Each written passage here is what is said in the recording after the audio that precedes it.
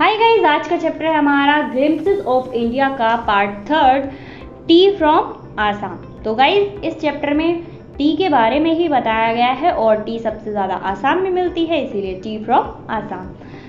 तो आइए स्टार्ट करते हैं इसकी समरी को।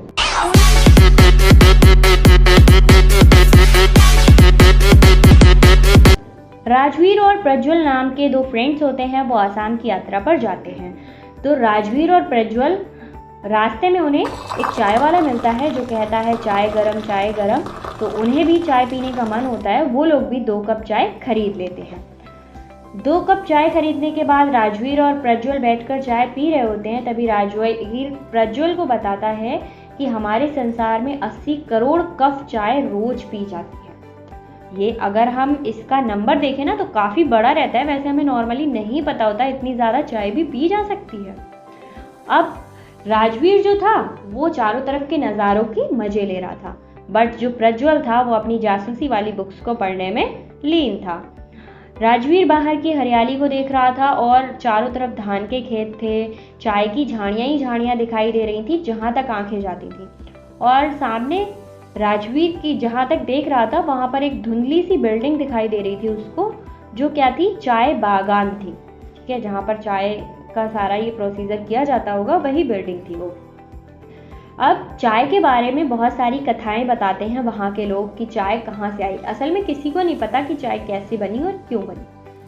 तो कुछ लोग बताते हैं कि वहाँ के जो आसाम के लोग हैं वो बताते हैं कि चीनी एक सम्राट था चीन का, वो हमेशा पानी को उबाल कर पिया करता था। बट एक दिन क्या हुआ, वो नीचे से लकड़ी जो होती है ना, हम आजकल के टाइम में गैस होती है बट उस टाइम में गैस नहीं हुआ करती थी, तो लकड़ी जलाकर ही, चूल्हा जलाकर पानी बॉईल किया जाता था।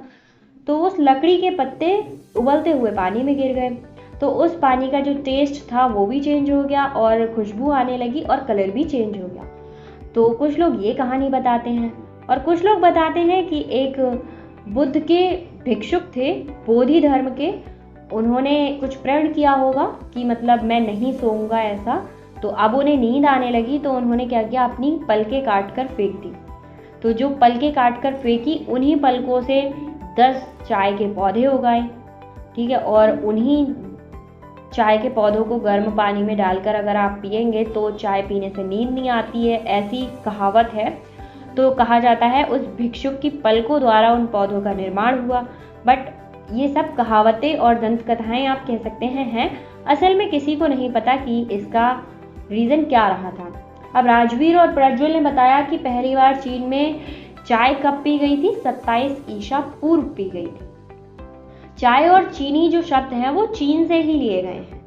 16वीं शताब्दी में चाय यूरोप में आई थी, तब इसे दवाई के रूप में यूज़ किया जाता था और बहुत अधिक पिया जाता था। ठीक है, अब वो दोनों लोग वहाँ पहुँचे, मरियानी जंक्शन पहुँचे, उन्हें ढेकियावाड़ी चाय बागान तक ले जाया गया और जब उन्होंने दोनों तरफ देखा तो दोनों तरफ चाय की झाड़ियाँ ही झाड़ियाँ एकड़ों तक फैली हुई थी और लंबे लंबे बाग थे। बांस की टोकरियों में जो लेडीज़ थीं वो चाय की नई नई पत्तियाँ चुन रही थीं। अब जो राजवीर था उसकी नॉलेज काफ़ी थी चाय के बारे में, तो वहाँ पर प्रज्वल के फादर उनका वेलकम करते हैं और वे बताते हैं कि इस टाइम पे चाय की नई पत्तियाँ आती हैं और टेस्ट भी काफ़ी अच्छा होता है। ठीक है, तो वो नई पत्तियाँ आने का टाइम कौन सा था, मई से जुलाई तक का होता है। इस समय सबसे अच्छी चाय वहाँ पर मिलती थी। राजवीर ने यह बात प्रज्वल के पिता को बताई थी, जबकि प्रज्वल के पिता को ये बात नहीं पता थी। राजवीर बताता है ये बात, तो उसने राजवीर को बताया कि ये बात, ये काफ़ी नॉलेज रखते हैं चाय के बारे में।